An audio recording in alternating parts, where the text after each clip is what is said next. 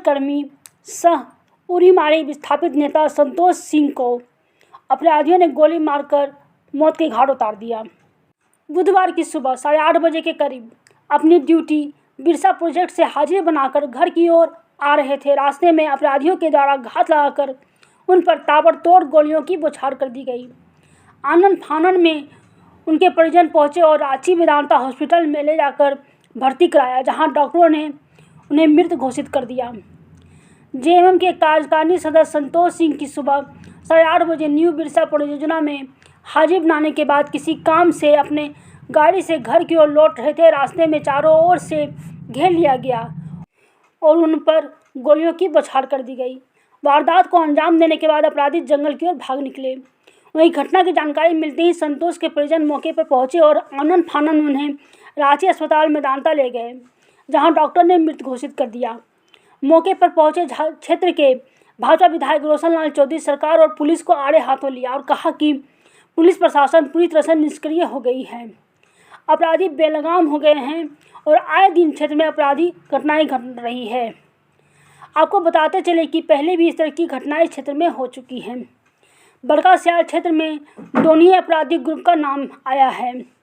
Hazaribagh SP एक सिंह घटनास्थल का दौरा किया और अपराधियों की खोज शुरू कर दी। उनका कहना था कि जल्द ही अपराधियों को गिरफ्तार कर लिया जाएगा और घटना का खुलासा कर दिया जाएगा।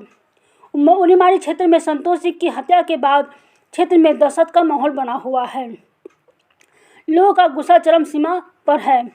कोयले का प्रोडक्शन और ट्रांसपोर्टिंग कुछ घंटा ठप रहा। एक भी रेत कोयला नहीं निकल सका। इससे सीसीएल को करोड़ों के नुकसान का अनुमान लगाया जा रहा है।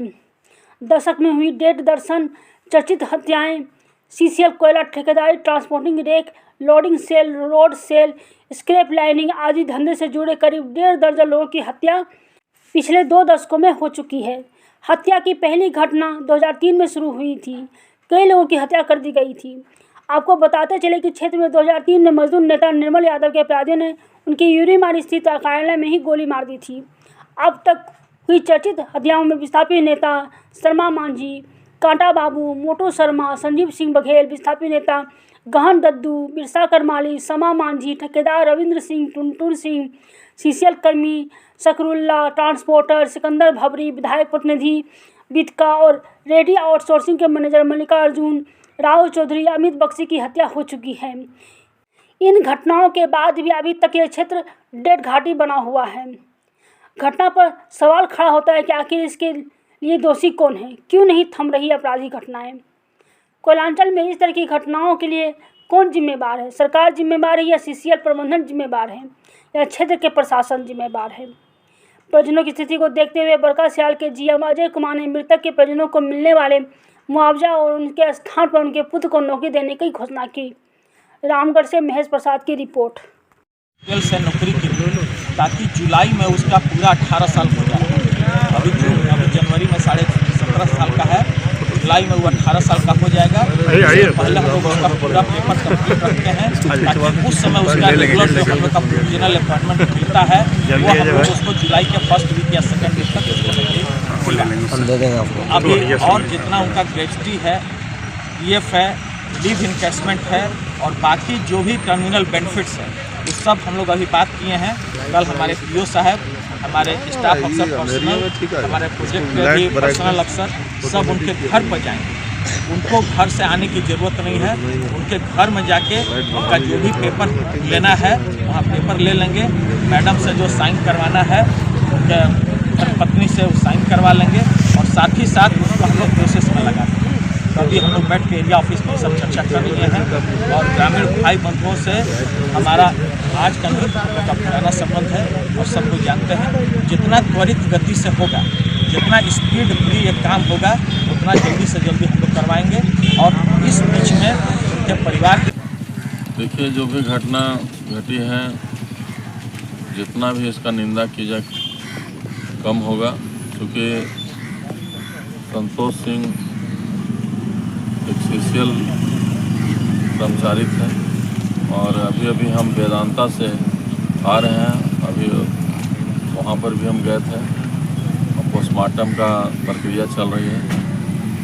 यहाँ पर कोयलांचल में यहाँ भोले भाले लोग रहते हैं और ख़ास करके विस्थापित क्षेत्र है ये, और यहाँ आदिवासी की संख्या काफ़ी है। लोग अपना जीने खाने में यहाँ कोलवरी जब से खुला है तब से हत्या का सिलसिला यहाँ चालू है। हम बस आपके माध्यम से प्रशासन से मांग करते हैं कि जल्दी इसका उद्भेदन हो और ऐसे ऐसे अपराधियों को जितना चाहे संपत्ति हो या घर मकान, इसका सारा ज़मींदोज किया जाए।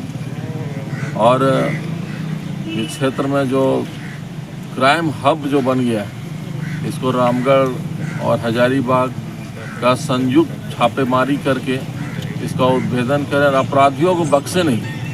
क्योंकि यहाँ पर लेवी वसूलने के लिए 10 गो लड़का 5 गो लड़का खड़ा होकर के गिरोह बना करके ये वसूली का काम चल रहा है। आए दिन हत्याएं हो रही है, तो हत्याएं जो भी होती हैं तो उसका कहीं से कोई भरपाई नहीं किया जा सकता है। जान का कीमत कितना भी लगा दीजिएगा कम होगा। और हम चाहेंगे कि इस पर अंकुश लगे। हम लोग चूँकि इस क्षेत्र का प्रतिनिधित्व कर चुके हैं, इसी क्षेत्र से मिनिस्टर रह चुके हैं, इसी क्षेत्र से विधायक रह चुके हैं, मेरी पत्नी विधायक रह चुकी है, मेरी बेटी विधायक रह चुकी है, तो हम लोग को बहुत ज़्यादा कोयलांचल से लाग लपेट नहीं रहता है। हम लोग चाहते हैं अमन चैन बना रहे, क्षेत्र का लोग थोड़ा लाभान्वित हो, दबे कुचले लोग हैं, इन लोग थोड़ा सा जीवन स्तर इन लोग आगे बढ़े। हमेशा इसी चीज़ का हम लोग का ख्याल रहता है। बाकी हमारी सरकार, लोकप्रिय सरकार हेमंत बाबू का जो अगुआ सरकार अभी जनता ने चुना है, तो निश्चित रूप से इस सब पर अंकुश लगेगा। और पुलिस निदेशक का भी सब चीज़ों पर जो संगठित अपराध है, जो लेवी वसूलने का, इस पर नज़र है और बहुत जल्दी इसका उद्भेदन हमारा प्रशासन करेगा और दोषियों पर सख्त कार्रवाई करते हुए जो विक्टिम है उसका न्याय मिले, और न्याय जरूर मिलेगा। ये लंबे अरसे से ये क्षेत्र जो है इस तरह से प्रभावित रहा है, क्या मानते हैं कि कहाँ पर कमी है? कमी देखिए, जहाँ पैसा का जब स्रोत आता है लोग देखता है कोयला में जो है सो मतलब काफ़ी कमाए हैं, और पैसे का भूख, जो पैसे का जो लोगों का भूख है, वो भूख के आगे जो है ये हत्याएँ चल रही है। और इस पर हम चाहेंगे कि हम लोग एक मत हो करके इस क्षेत्र में जो अपराधी लोग हैं उसको चिन्हित करें, क्योंकि संरक्षण देने का काम हम ही लोग करते हैं। आज चाहे जितने भी संगठित अपराध करने वाले लोग हैं, ये कहाँ से आते हैं? उसको कहीं न कहीं प्रोटेक्शन हम लोग के द्वारा ही मिलता है। इसको हम लोग प्रोटेक्शन देना बंद जब तक नहीं करेंगे तब तक अपराध बढ़ते रहेगा। आज अपराधियों के बीच में हजारों हजार करोड़ रुपया कहाँ से आ रहा है? सोना और चांदी कहाँ से निकल रहा है? कोई तो नौकरी नहीं करता है, कोई तो बिजनेस नहीं करता है। एक पान गुमटी से लेकर के आज बड़े बड़े उद्योगपतियों से लेवी वसूला जा रहा है, और उसी के दौरान ये हत्याएं चल रही है। और कुछ नहीं है, यहाँ रंगदारी और लेवी के चलते ये सब हत्याएं हुई हैं। तो दोषी कौन है भैया इसमें? देखिए, दोषी तो जो भी है उसका पता चल जाएगा, लेकिन प्रशासन है कि सरकार है कि पब्लिक है? देखिए, सरकार तो हर चीज़ पर अंकुश लगाने के लिए प्रयास कर रही है। अब अभी हम ही और आप ही हैं, अभी इसी भीड़ के अंदर में कोई घुस के गोली मार के चल जाएगा, किसका कहाँ नज़र है। तो ये सब चीज़ को चिन्हित करने की ज़रूरत है, अपने आप को अगल बगल भी देखने की ज़रूरत है। और इसका दोषीवार हम लोग भी हैं। हम लोग दोषीवार इसलिए हैं कि ऐसे लोगों को हम लोग संरक्षण देते हैं। संरक्षण देना जहाँ बंद कर देंगे तो निश्चित रूप से उन लोग को सेंधरा होगा।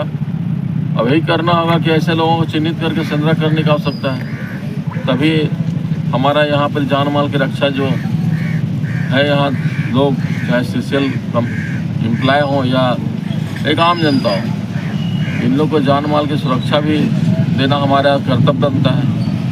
तो हम लोग सरकार से मांग करेंगे ये सब को चिन्हित करके और इस पर दोषियों को सख्त कार्रवाई करें।